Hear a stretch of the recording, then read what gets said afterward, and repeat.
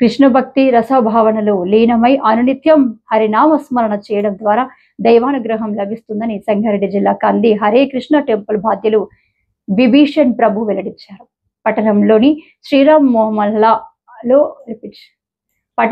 శ్రీరామ్ మొహల్లాలో స్థానిక హరే కృష్ణ మూవ్మెంట్ ఆధ్వర్యంలో 163వ నగర సంకీర్తన ఆదివారం నాడు జరిగింది.